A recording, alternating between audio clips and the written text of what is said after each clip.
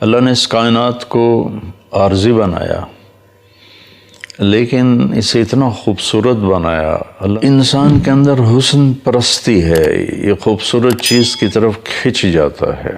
یہ انسانی فطرت ہے، انسان کے اندر اللہ نے یہ خوبی رکھی ہے. اللہ نے دنیا کو بہت خوبصورت میک اپ دیا. یہ فصلوں کا رنگ، یہ گھاس کا رنگ اگر سبز نہ ہوتا، کوئی اور ہوتا، وہ نہ آنکھوں میں سماتا نہ آنکھوں کو بھاتا.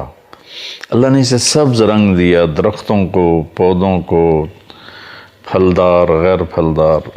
اللہ تعالیٰ نے انہیں بڑے خوبصورت جب پھل بھی لگاتا ہے تو انظروا الی ثمرہ اذا اثمر وینع. اللہ نے قرآن میں خاص طور پہ فرمایا کہ اس کے پھل کو دیکھو جب وہ لگتا ہے اور پھر جب وہ پکتا ہے تو وہ کیسا ہوتا ہے. تو میں تمہیداً یہ بات کر رہا تھا کہ انسان کے اندر خوبصورتی کی طلب ہے. اچھی شکل ہو، اچھی آواز ہو، اچھا بول ہو، اچھی تحریر ہو، اچھا منظر ہو، اچھی پینٹنگ ہو، اچھا زیور بنا ہوا ہو، ہر چیز پر یہ فدا ہے جو خوبصورت ہو. زندگی کیسے خوبصورت ہو یہ علم انسان کے پاس کوئی نہیں. میرے کپڑے اچھے ہوں، میرا کمرہ اچھا ہو، میرے پاس گاڑی اچھی ہو، میرا کاروبار بہترین ہو، میرا ذمہ دارہ بہترین ہو، یہ علم تو اللہ نے انسان کو گفٹ کر دیا اور انسان اپنی محنت سے کھود کرید کر کے پہنچ جاتا ہے. لیکن میری زندگی، اس وجود کے اندر جو زندگی دوڑ رہی ہے، جو نکل جائے تو پھر آدمی نہیں کہلاتا، ڈیڈ باڈی کہلاتا ہے، وہ کیسے خوبصورت ہو. یہ علم اللہ اپنے نبیوں پر اتارتا ہے اور وہ آگے ڈیلیور کرتے ہیں کہ میری لائف کوالٹی خوبصورت ہو جائے، میری زندگی اسلام کی جو تکمیل ہے اور اسلام کی جو چھت ہے. میں 2 دن سے ایک مضمون کو بیان کر رہا ہوں، وہ اچھے اخلاق. اچھے اخلاق انسان کا میک اپ. عورتیں میک اپ کرتی ہیں اور کتنے گھنٹوں بیوٹی پارلر میں ان کو لگتے ہیں اور کیا کچھ ان کے چہرے کے ساتھ کیا جاتا ہے. مرد بھی کرواتے ہیں. کپڑے کا میک اپ ہوتا ہے بھی کڑھائی والا ہو، ایسا ہو.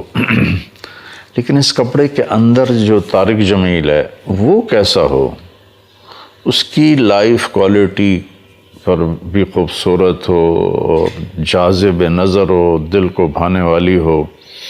یہ اچھے اخلاق سے ہے. اسلام کی ابتدا ہے عبادت. عبادت کے بغیر اسلام ہے ہی نہیں. کلمہ، ایمان اور نماز، روزہ، زکوٰۃ، حج، جن پر زکوٰۃ اور حج فرض ہے.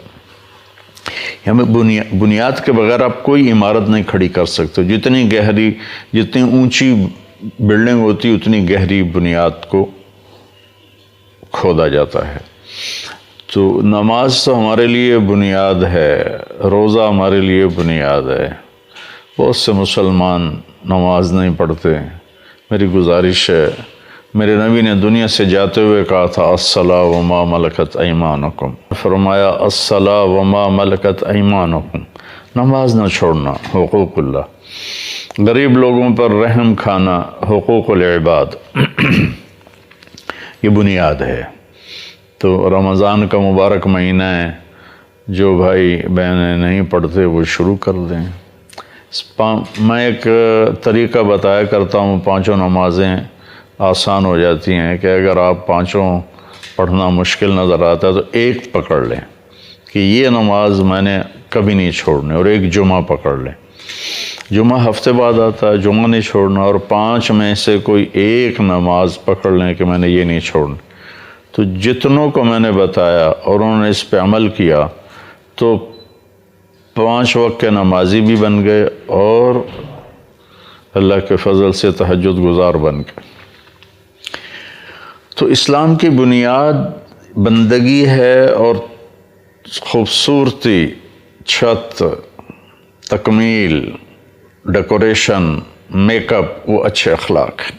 اس لیے اللہ کے نبی کا فرمانا ان من خیارکم احاسنکم اخلاقا، تم میں سب سے بہترین انسان وہ ہے جس کے اخلاق اچھے ہیں۔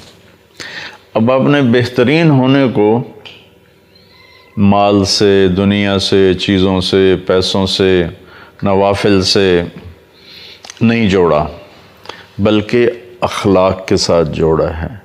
اور اخلاق دو چیزوں میں سارے شامل ہو جاتے ہیں، ایک اپنی زبان کی حفاظت ہو، کسی کو گالی، کسی کی غیبت، کسی کو بے عزت کرنا، کسی پہ الزام لگانا، کسی پہ جھوٹے کیس کروانا، یہ نکل جائے زندگی سے، اور دل سے نفرت نکل جائے، تو باقی سارے اخلاق ہاتھ میں آ جاتے ہیں۔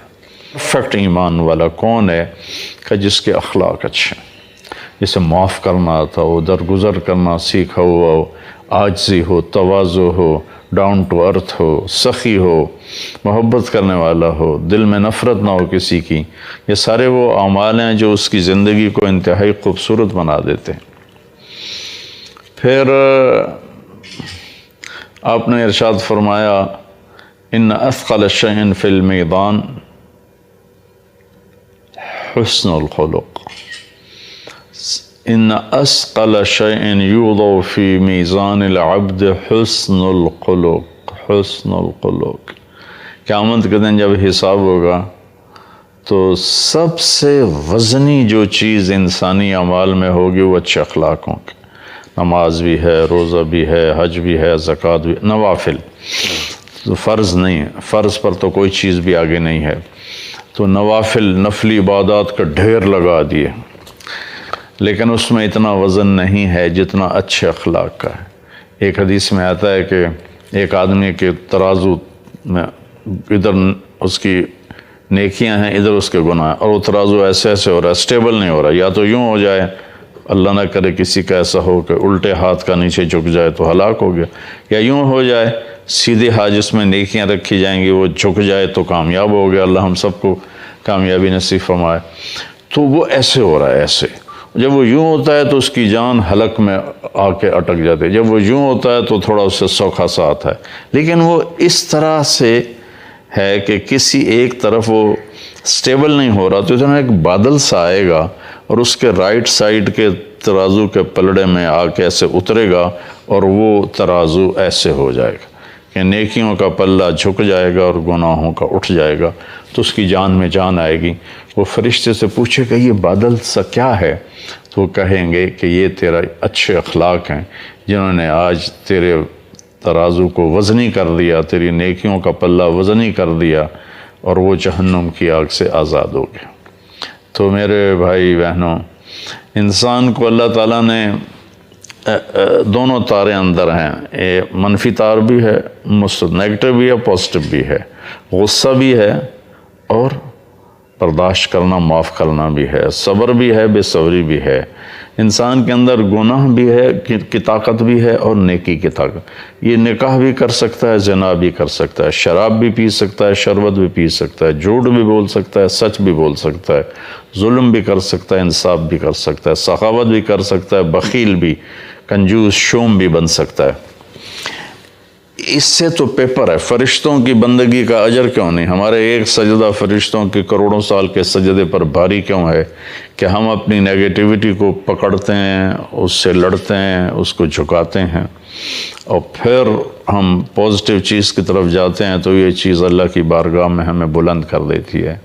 تو بھائیو، اپنے اخلاق کو خوبصورت بناؤ، محبت کرنا سیکھو، درگزر کرنا سیکھو، معاف کرنا سیکھو۔